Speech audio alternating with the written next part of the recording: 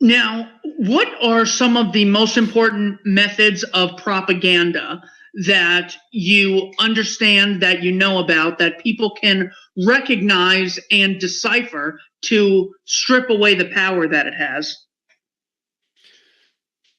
There's so many multifaceted methods of manipulation. I mean, I covered these for a year and a half on my podcast. The propagation of solipsism is a big one. The propagation of a wrong view of human nature is a huge part of mind control techniques and propaganda that they use. That's why they always want to show you the worst things that that the average person is doing to each other on the nightly news. You know, they don't want to cover how bad and dastardly government's deeds are, but they want to cover how bad the average human around your corner, how bad their deeds are, because they want to paint this negative picture of human nature into people's minds. You know, there's obfuscation techniques. There's just the negative worldview. That's the big one. Like, human beings are incapable of changing. That's a huge one. You know, it's not that we're incapable of changing. We're not engaging the will to change. It's possible. It just requires willpower put behind it. You know, that's like saying, well, it's impossible to lift that rock. No, it's just very heavy. And you're probably going to need about 100 people to lift it. But can it be lifted? Yes, it can. If you get 100 people over here that say, yes, I will help lift that rock, it'll get lifted. You know, that's the great work. People don't want to understand the difference between can, should, and will. There's a difference between all of those things. There are things that can be done but should not be done. There's a difference between can it be done and will it be done. Yeah, it can be done, but maybe it won't be done. There's a difference between, you know, should this be accepted or not? No, certain things should not be accepted. Certain people should be doing certain things. You know, we have to understand there's a place for all of those terms. Some people in the New Age sector say you should never say should to somebody. And I said, I'm sorry, repeat that again. You should never say should to somebody. You just said you should to me about not saying you should to somebody else. You know, they just can't even hear their own contradictions. They can't even hear the verbal diarrhea that escapes their mouth. Okay. But this is what we've come down to. We've become a society of wusses that doesn't want to have any conflict amongst their peer group. So we are self-policing in what we will say. You know, nobody's telling me what to say. You come up to me and you bring up a topic on the street to me. I'm giving you an earful of what I know, not what I believe, what I know to be the case. And if I don't know about it, I'm usually dead quiet about it. And I'm like, you know what? I don't know much about that, so I can't speak on it. But you know what? There's plenty that I know. This bullshit about not knowing anything also, there's a technique. There's a big technique, Keith, about, all I can say that I know is that I know nothing. Full of fucking shit. How's that? I know a hell of a lot. And I earned that knowledge by hard work. Nobody's going to tell me I don't know anything. There's plenty I don't know. Would never claim to know everything. Never would make that statement in a billion years. There's so much I don't know, you could fill universes with what I don't know. But you know what? I also know a hell of a lot. You know what I do know a hell of a lot about? I know a hell of a lot about the human condition. I know a hell of a lot about how it got this way. And I know what's necessary to secure real freedom. I know just about everything there is to know about those things, because that's what common sense needs to be. And I took in that common sense and I know it. I don't claim that I know it. I do know it. And the damn problem in the world is that most people don't know those things. And that's why we're all being enslaved, me included, which other people don't have a right to do through ignorance. That's what it all ultimately comes down to. And let me tell you something. Yes, the big techniques, big propaganda techniques, solipsism, there is no such thing as truth. Moral relativism, there is no such thing as the objective difference between right and wrong. We can make that up. Worldview, human nature. Human nature is fundamentally bad. People are just this way and it'll never change. Worldview, change is impossible, okay, of happening. This is poisonous worldview propaganda. Look at your neighbor. You look at the hideous deeds people right in your own neighborhood do. to get people distrustful and divided. Race baiting, okay? Gender baiting. All of these things. These are all methods of propaganda. And we can go on and on and on. How about the poisoning of the food, water, and air supply that negatively affect human physiology and the central nervous system and the brain? That's a form of brainwashing and negative propaganda, because if you don't have your physical mechanism right, how are you going to understand what's going on around you and what it means? You're not going to come to the correct conclusions. You're not going to be able to accurately process the information that's given to you. So that's a big part of their control system. And people still don't want to acknowledge that. They don't want to acknowledge fluoride as a poison, an industrial waste product that acts as a poison and is the main ingredient of rat poison. And we're adding it to the water in a way that you can't even control the dosage of it. How many people are even filtering their water with a good reverse osmosis system? No, keep drinking the fluoride. Yeah, it's helping us think so clearly. All the additives and poisons in the food, and then the chemtrails in the air. You don't know how many alleged anarchists have told me there's no such thing as chemtrails. There's no such thing as particulate aerosol spraying, that they actually believe that this is water vapor. Aerosol injection, or SAI, a method of seeding the stratosphere with particles that can help reflect the sun's heat, in much the same way that volcanic eruptions stays up there for 8 hours.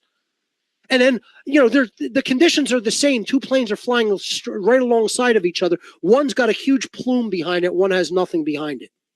At the same atmospheric conditions and the same altitude. You explain that to me through thermodynamics and fluid mechanics properties. Please. Because this is what I went to school for engineering for at an Ivy League college. I attended the University of Pennsylvania for engineering.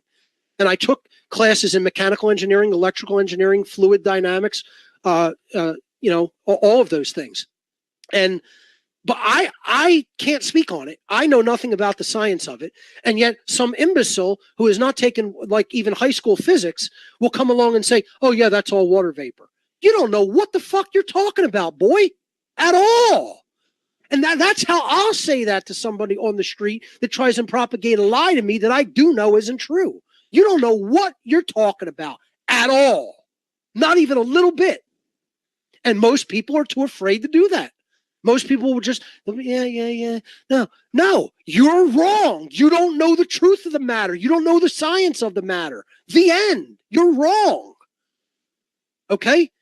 You go and ask somebody, okay? Just here's one for the 9/11 denier crowd, okay? Go and ask any pilot, okay?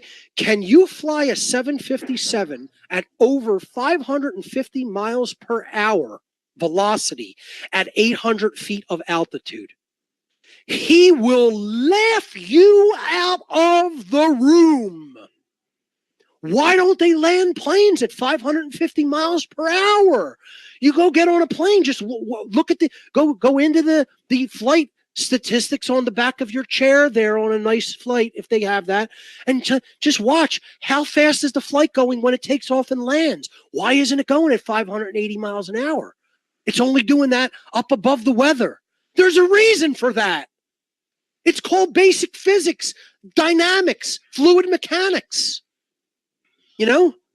But you have imbeciles who didn't even pay attention to algebra in grade school that want to tell people who know about how scientific laws of dynamics work in nature, and they want to say, this is just water vapor. I mean, they're clowned out of their minds. But this is yet the world we live in, Keith. This is the world we live in where, because the internet exists, everybody's an expert. You don't have to do any study or real understanding. You don't have to actually do the equations and break it down and understand this is why it works this way. No, you could just make the claim and that magically makes it true because, hey, we're the arbiters of truth. There is no such thing as truth. It's all just opinion. It's all a matter of how I feel today, I was actually on a plane to the Denver International Airport, and and the guy sitting next to me was a pilot, and I asked him how accurate is the movie Flight with Denzel Washington, and we talked about that, and we ended up getting on 9/11, and I'm sitting next to the window, and he's in the aisle seat. And, I can see him wrestling with something. He wants to say something. He takes off his seatbelt and reaches over me and points out the window and says, "Look at that building right there. That's the equivalent to the Pentagon. I know with my experience that I could not fly this plane into that building right there. That was the average Pentagon size." And it was so interesting to hear someone, you don't exactly have to know about Operation Cyclone to know that 9/11, the official story, isn't true. And this guy, just with his knowledge of being a pilot, was able to refute something like that. So it's incredible that they can still get away with false flagging their way to wars. The population is so ignorant about basic physics, basic laws of nature. It doesn't really surprise me. It's like taking candy from a baby.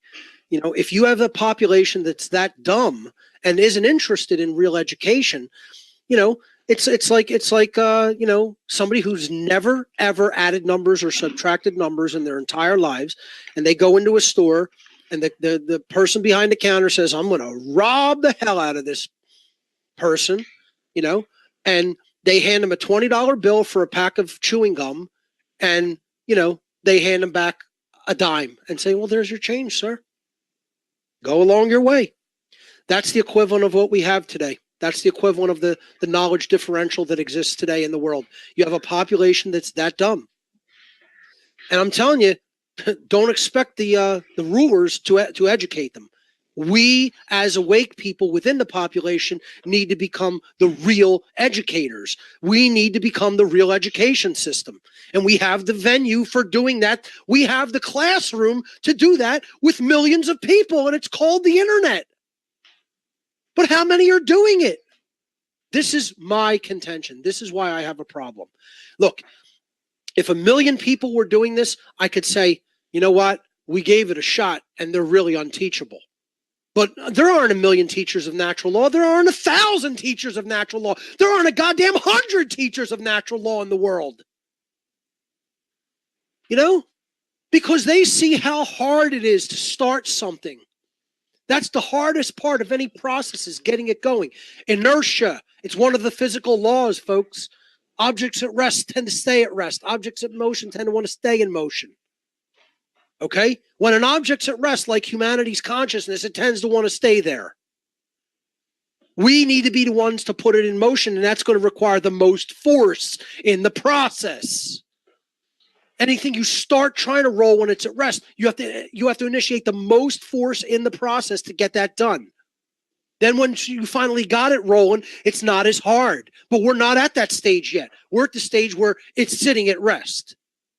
Okay? We need more teachers. I don't know how many times I could say the word more teachers of natural law, and unless we get more teachers of true objective morality and the laws of nature, we are not going to get out of this mess as human beings. We are going to stay enslaved. Understand that the root causal factor is the ignorance of the occult and natural law, and that there are moral laws in place that govern human behavioral consequence. We don't understand that. We're staying right where we are in the chains that we have earned.